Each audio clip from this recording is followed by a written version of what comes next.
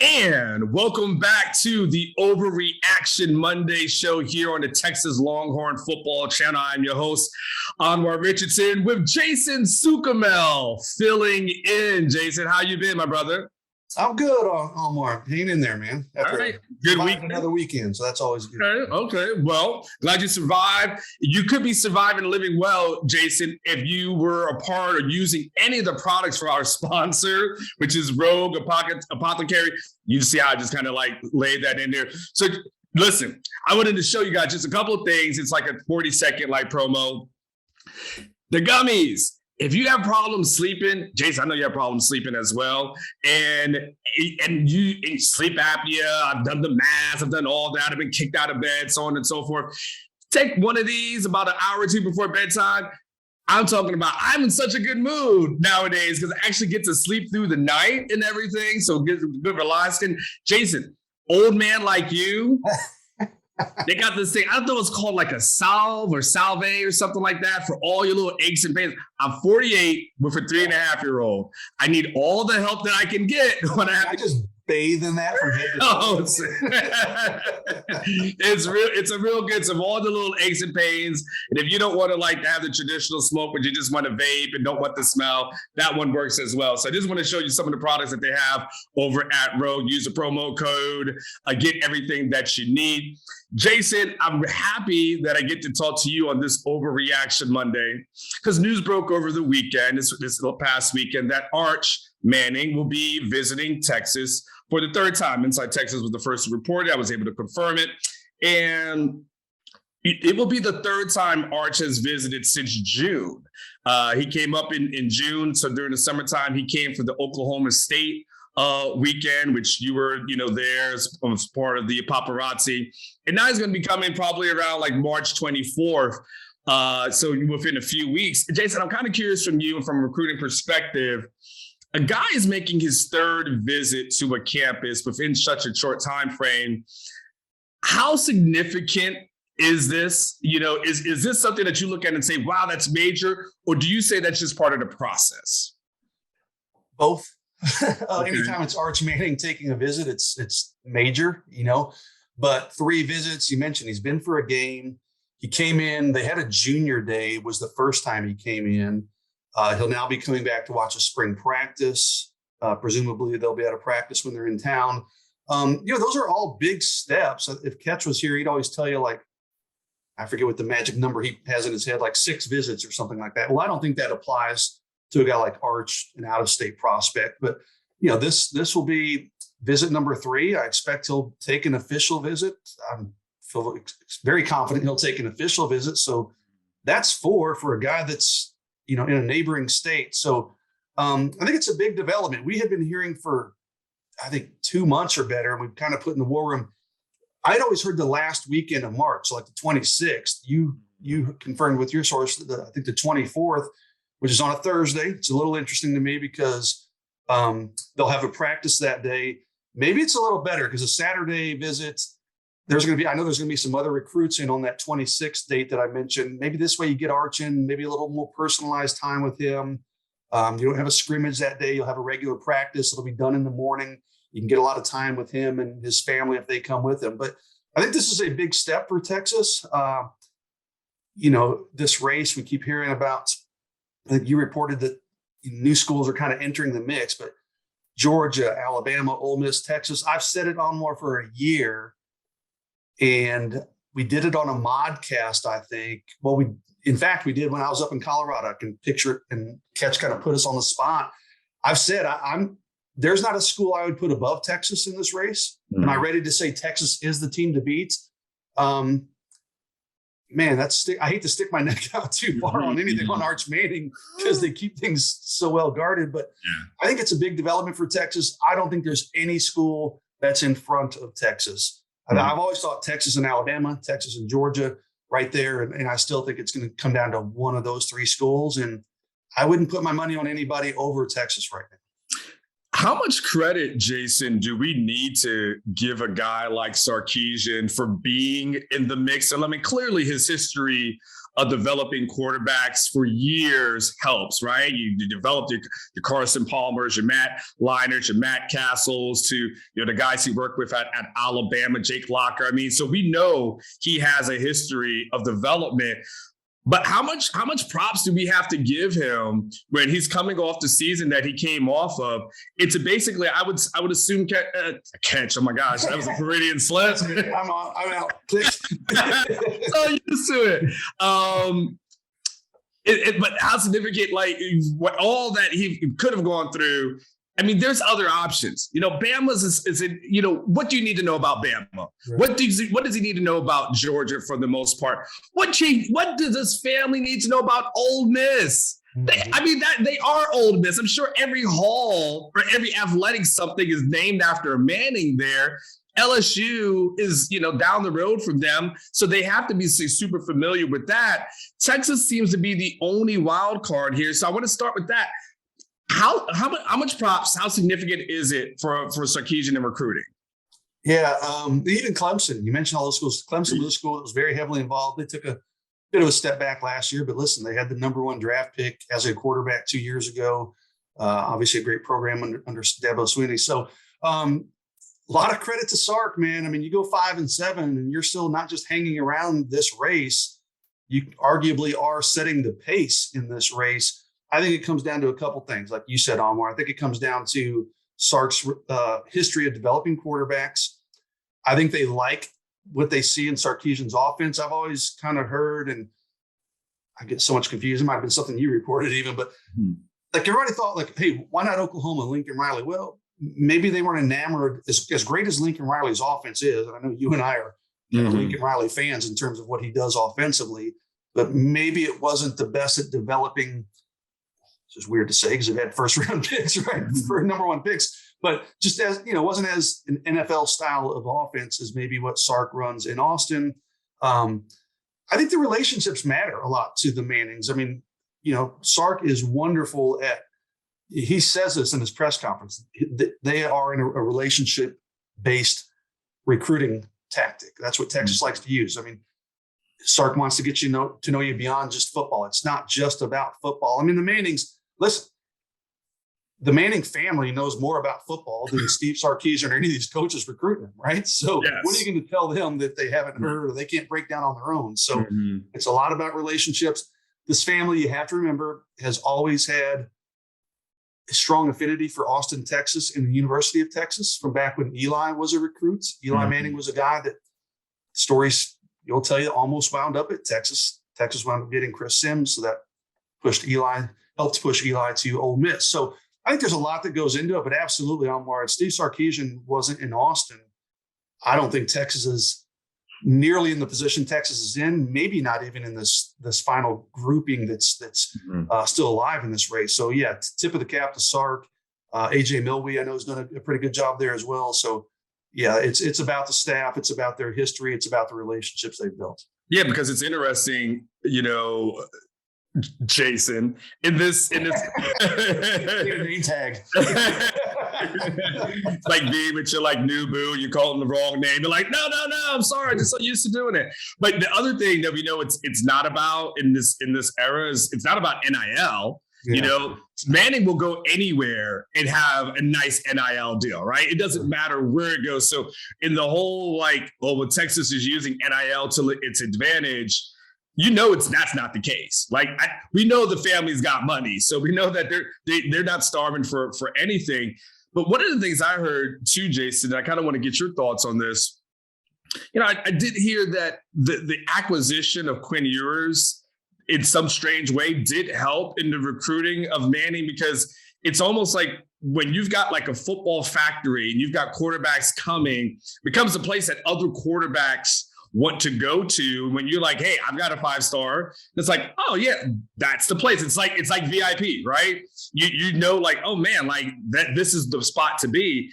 How significant is that? I think we saw it with Oklahoma and Lincoln Riley, right? Once he got it rolling, that's where every quarterback wants to go. How significant do you think getting a guy like Quinn helps with the recruitment of Manning? Yeah, I think so. But, again, I mean, it's all kind of grapevine talk when you're usually talking about he'll do interviews. Arch Manning will, if you catch him in person, very, I'd say infrequently, but, I don't think Arch, based on what I've heard and what I know, wants to be the savior. I don't think he wants to come in to a 5-7 Texas program, and then the weight of the world is on his shoulders to get Texas back to national relevance, nationally competitive, national championship caliber team. Now he can look at it and he can say, hey, most of that pressure's on Quinn Ewers, right? Mm-hmm. And because Quinn's there, you got to figure Texas is going to be a better football team. They're going to recruit better. So by the time Arch gets to Austin in 2 years, this program will be on a lot more solid footing than it is right now, what Quinn Ewers is walking into. But you're right, Anwar, there is something to be said about quarterback factories. I mean, we always hear about DBU at Texas, and I'm trying to think, back in the day, Penn State was running back U or whatever. I mean, Miami, DBU, LSU. There is a lot to be said about quarterback factories. I mean, you've seen it at Alabama. People don't really regard Alabama that way, but yeah, you know what? They've had some really good quarterbacks, and they just keep kind of turning them over every couple of years, right?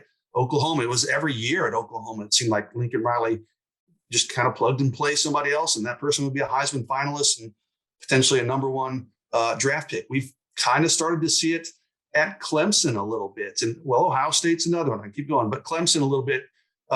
Uiagalelei struggled a little bit last year, but he was the number one quarterback recruit. Now they've got Cade Klubnik coming in, so these guys kind of follow a pattern, and it makes a lot of sense. Like initially when Texas was targeting Quinn Ewers, a lot of Texas fans would say, well, it's Quinn or Arch. Which one do you want?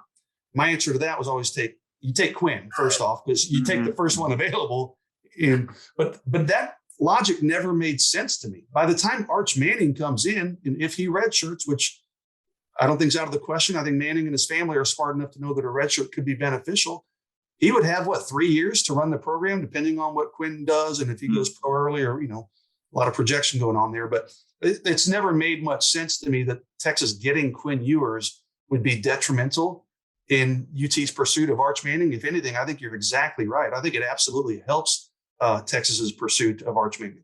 Yeah, and the thing is, the thing I've heard about the red shirt was that they weren't opposed to it, because the one thing about the men, when you talk about what they know from a football perspective, they know and respect the process. Like, they understand what it takes to develop a quarterback to play on the next level. So while there's a lot of families are like, we just got to get him, we got to play right away, so on and so forth. They get it. Like, all right, take time. They're okay with him cooking in the oven and going until he's ready. So there's always this belief that he will be like, and have the mentality, Jason, like other recruits have. And I just think they view it differently because they understand it. Like, they understand what it takes. You have to throw all the traditional rules out the window with Arch Manning, right? Mm-hmm, mm-hmm. I mean, most guys want to come in. I want to play year one, first game. I want to be on the field. I mean, obviously, I'm sure Arch would love that, but I don't think, they take a much more methodical approach in how they view this whole, not just the recruiting process, but you're right, Anwar, once he gets on campus. I think your traditional rule book of recruiting kind of goes out the window when you're talking about someone with the last name Manning.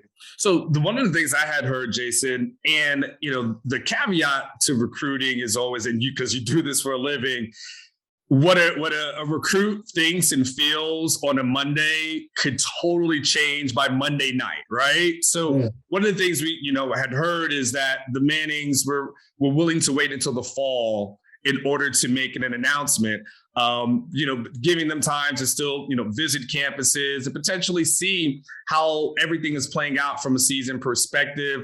Also with the understanding that what you see today might change. Like, who would have thought Lincoln Riley would have bolted for USC, but he did at the last moment. Who would have thought Brian Kelly leaves Notre Dame to go to LSU, but we saw that happen, right? So there was also a thought process of, okay, well, let's just make sure these guys who are recruiting us will be there. But it's recruiting, right? And so you can say that today, and then he can go and have a great weekend and say, you know what, I think I'm going to shut it down. Mm-hmm. What's your general guess at this point? Because I think it would be guessing as to a timeline that you think he would make a decision?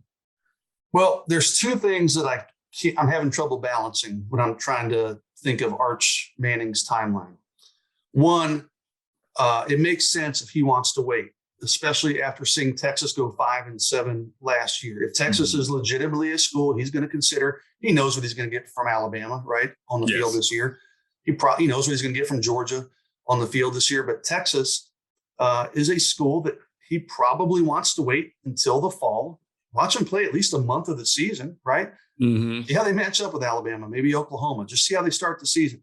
On the flip side of that, like I said, I'm having trouble balancing because Arch Manning has to know, if I commit early this spring or maybe this summer at the latest, he can be a huge influence for Texas recruiting. He can help build that class. Texas can build that class around him. You've got guys like Jonte Cook, the wide receiver, Reuben Owens, the nation's #1 running back. All these guys have expressly said, I want to play with Arch Manning. They want to play together, the three of them. So, that's a good question. And it's almost an impossible one to answer, Anwar. I'm inclined to think that he is going to take it a little bit longer than most people want him to, or maybe think he's going to. Maybe he takes it into the fall, as you've reported. And the reason I say that is because, man, there has been speculation on Arch Manning. It was last spring this time. People were saying, oh, he's about to commit. Last summer, he's going to commit. Reports were surfacing elsewhere. He's going to commit. Last fall, he's going to commit. It's going to happen pretty soon. And every time we would check on those, it's like, nah, he's not in any rush. So, the Mannings and those close to Arch have been true to their word in saying he's not going to rush the process. We keep continuing to hear that, but you're right, man. Things can change in a hurry. If he comes to Austin March 24th, spends a day, 2 days, whatever it is, just falls in love, says, you know what, Dad, Grandpa, everybody, I'm tired of this hoopla. I just want to shut it down. This is where I want to be. Wouldn't be the most surprising thing by any means. But if I'm, impossible to predict, but if I'm guessing, I do expect him to continue to take his time, be thorough, really evaluate his options, probably into the fall. But hey, all bets are off, right? Yeah, true. But let me ask you two more things before I let you go. As relates to the fall, right? If he waited until the end of September, doesn't he have a big enough name where it would still get enough attention where guys would say, even if they were verbally committed to a place, guys still verbally committed and then they still take visits, right? Charlie Strong used to call it making reservations. And so until it's not over until it's over. I mean, you get, Banks here, and if Texas doesn't stay in that recruitment of him, Kelvin Banks, like what happens there, right? So you still keep recruiting a guy. He can still have an influence even if he does wait until September or October, right? Yeah, listen, Arch could probably wait till first week of December. They did have 3 weeks for the early signing period. He still has that much clout. But you've got guys, I mentioned Jonte Cook. Jonte has said he wants to try to commit pretty early, like this spring or summer. So he would maybe be off the board. Would Arch Manning have enough pull if Jonte was committed to somewhere other than Texas? I'm not sure. He won't commit to Texas regardless of what happens with Arch Manning. But would he have enough pull to get Jonte to maybe flip from a place like Texas A&M to Texas? It's possible. If anybody could do it, I think Arch Manning could certainly do it. Quinn Ewers had that kind of clout as a recruit. I think Arch and Quinn are similar in terms of public perception of just kind of the weight they can throw around, okay? But then you factor in the name Manning. That gives Arch Manning some extra clout. And if I'm being completely honest, Arch is probably a little more active than maybe Quinn Ewers was in terms of recruiting other players. Quinn Ewers, everybody in the state of Texas knew him when he first committed to Texas. Everybody was like, oh my gosh, everybody's going to go to Texas. He goes to Ohio State. Of course, now winds up back at Texas. Quinn would go out and guys knew who Quinn Ewers was, but guys obviously know who Arch Manning is. But Arch also is very much in touch with other recruits. He reaches out to other recruits nationally, really is involved. So I think he could have more impact if he committed sooner, but could he still have an impact if he waited till the fall? To answer your question, absolutely he could. So it was one of the last ones that you're going to ask. I'll let you go. I know Texas clearly is all chips in on Arch, and they seem to be in a good position with him. if for some reason it doesn't happen, what's the backup plan? What are the names that you've heard that could be on the table? Is that what it is? I mean, really, they haven't offered anybody. It's not a deep year in the state at quarterback. I honestly don't know the answer to that. There's a couple guys I thought, okay, maybe they'll throw a bone to this guy, or there's a quarterback out in California, but it's been little to no contact. So they're going to be playing from behind. But again, it's the University of Texas, man. They could, if Arch winds up going somewhere else, Texas will be able to find another quarterback. But I think it's interesting. You have schools like Georgia has offered other quarterbacks. I think Alabama has. Texas, it's been Arch and only Arch. So I don't know who that. I'm sure they've got a board that I have not seen with backup names, but they've kept it pretty hidden, and I don't think there's been much dialogue with those guys just yet. So everybody keeps saying, is it Arch or bust? Well, for right now, it is Arch or bust. And I tell you what, I think that tells you there is a solid level of confidence with this Texas staff, right? They wouldn't be taking that approach if they thought they were slipping with Arch Manning. There's been speculation that Georgia has been slipping with Arch Manning. Well, Georgia about a month ago went out and offered another quarterback. So that makes a lot of sense. So, I think whoever it would be a national approach. They're not just going to recruit in the state of Texas. I think they'd have to go out and try to find, they're not going to scrape from the bottom of the barrel. They're going to shoot for the elite of the elites. So you just take a look at the top quarterbacks in the country. That's who they're going to target. But could Texas get in on one of those guys late? It's not going to be easy, but it's possible. We saw it last year with Devin Brown, the young man who ended up, he came and visited Texas, young man out of Utah. Steve Sarkisian's reputation is enough to open a lot of doors. Even if Texas gets in it a little bit later than other schools, I still think Texas would have other options, but I don't know who it would be right now, to be honest with you. I mean, dangerous approach, right? But if it pays off, right, it works good, because last year Malik, when he committed, that was in February of last year, around that time, if I'm remembering. So it'd be interesting to see, because Malik was his only guy until, Quinn falls out the heavens. And then, looked like, if I was correct, but prior to Quinn, Malik was the only guy, right? He was only planning to take one, correct? No, they looked at Devin Brown, the quarterback out of Utah, who they brought in for a visit, and Texas is very much involved there, but they didn't end up winning that race. But okay, gotcha. All right. Well, Jason, I appreciate the perspective as always. Appreciate you filling us in, giving that recruiting expertise as the old person that you are. old, gray in the beard, everything else. Yeah. I know. Well, listen, guys, thank you for checking. We'll have more content this week on the Texas Longhorn Football channel. Hit like, hit subscribe, share this thing, put it on your social media. Don't always share these other things on your Facebook pages. Share this, share with your friends, and have them enjoy the conversation. Let us know what you think in the comments. Try some of the Rogue products as well, and get a good night of sleep or rest, or just get away from the kids. Whatever you need, it will definitely help. From a main man, Jason Suchomel, this is Anwar Richardson. I'll talk to you guys later. You guys take care. Peace.